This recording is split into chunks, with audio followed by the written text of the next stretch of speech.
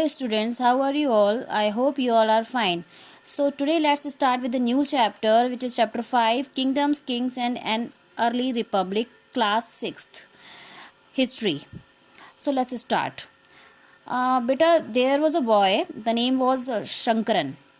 शंकरन सो के उठता है तो वो देखता है कि उसके दादी दादाजी रेडी वेडी होके कहीं जा रहे हैं. तो ही आस्क्स टू देम कि आप लोग कहाँ जा रहे हो.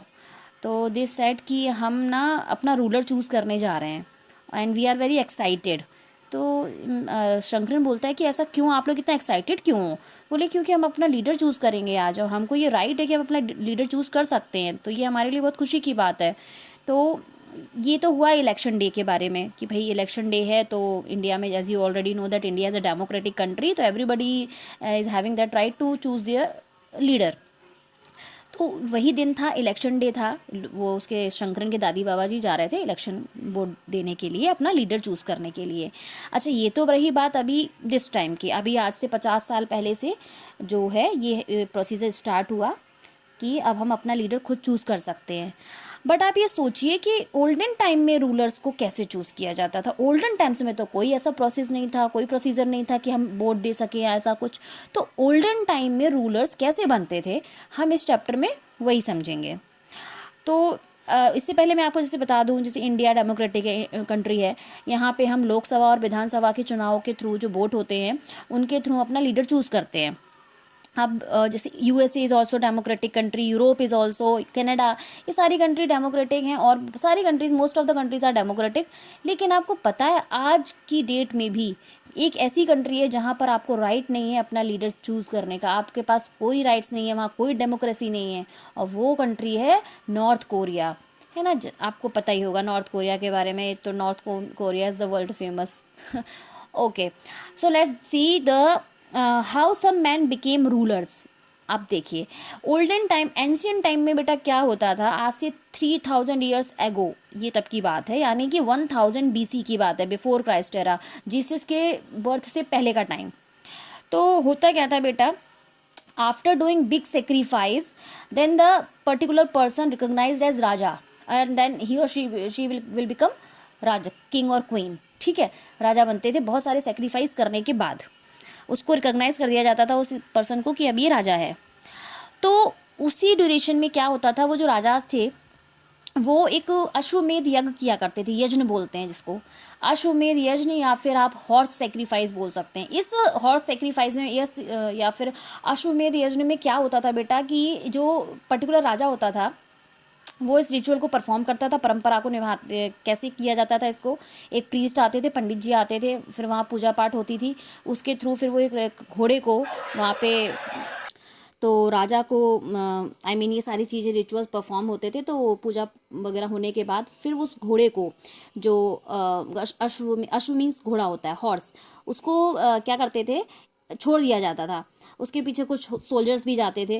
वो घोड़ा जहाँ जिस किंगडम में जाकर रुकेगा, तो दो चीज़ें होती थी. अगर घोड़ा कहीं किसी किंगडम में रुका है, वो हॉर्स किसी किंगडम में जाकर रुक गया है, या तो फिर उस किंगडम का जो राजा है वो उसको रोके.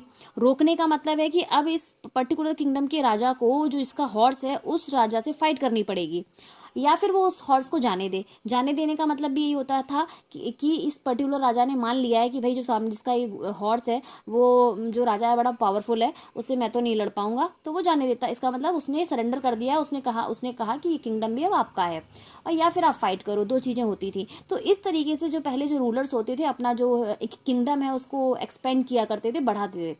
जिसके पास ज़्यादा किंगडम है वो ज़्यादा पावरफुल है और वही राजा होता था.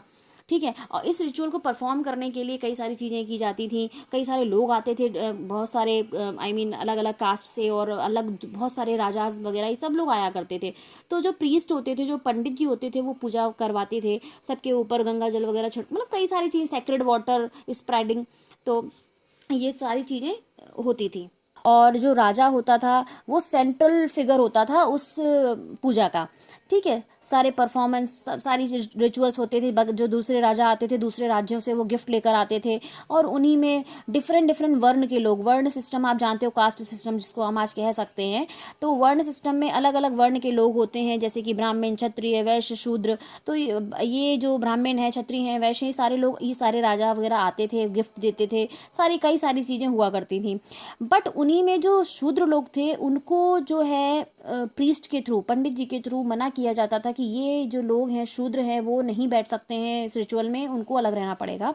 तो ये कुछ सिस्टम बनाया गया था, लेकिन आज की डेट में ऐसा कुछ भी नहीं है। Everyone is equal, whether they are Brahmin, Kshatriya और वैश्य, शूद्र, ऑल आर इक्वल। ठीक है। ह्यूमैनिटी होनी चाहिए। सबसे ज़्यादा इंपॉर्टेंट क्या है? मानवता। अगर आप ह्यूमैनिटी है आप में मानवता है, तो आप किसी भी कास्ट से बिलोंग करते हो, डजेंट मैटर। ठीक है। अब हम देखते हैं वर्ण सिस्टम। वर्ण सिस्टम क्या होता है बेटा? वर्ण सिस्टम का मतलब है कि जातियों में कैसे लोगों को बांटा जाता था। उनके पता है पहले है ना, लोगों को जातियों से नहीं बांटा जाता था, लोगों को उनके काम से बांटा जाता था। अगर कोई पढ़ा रहा है तो वो ब्राह्मण है, कोई ज्ञान आपको दे रहा है, या फिर कुछ वेद या कोई पूजा वगैरह ऐसी चीज़ें कर रहा है, तो वो ब्राह्मण है। कोई अगर बैटल फील्ड में लड़ रहा है, हमको सिक्योरिटी दे रहा है, तो वो क्षत्रिय कहलाता था। वो कौन कहलाता था? क्षत्रिय कहलाता था। और अगर कोई फार्मर है, हर्डर्स है, ट्रेडर्स हैं, व्यापार का काम करते हैं, और किसान हैं, तो वो लोग क्या कहलाते थे? वैश्य। और जो शूद्र होते थे वो बाकी के दूसरे जो काम होते थे वो उनको बाकी के जो दूसरे कामों को जो परफॉर्म करते थे उनको शूद्र बोला जाता था। तो इस तरीके से ये वर्ण सिस्टम डिवाइड किया गया था, बनाया गया था उस टाइम पे। ठीक है बेटा, अब ये देखते हैं हम एक ये ग्रे वेयर आपको दिख रहा है, इसको हम कंटिन्यू करेंगे नेक्स्ट वीडियो में।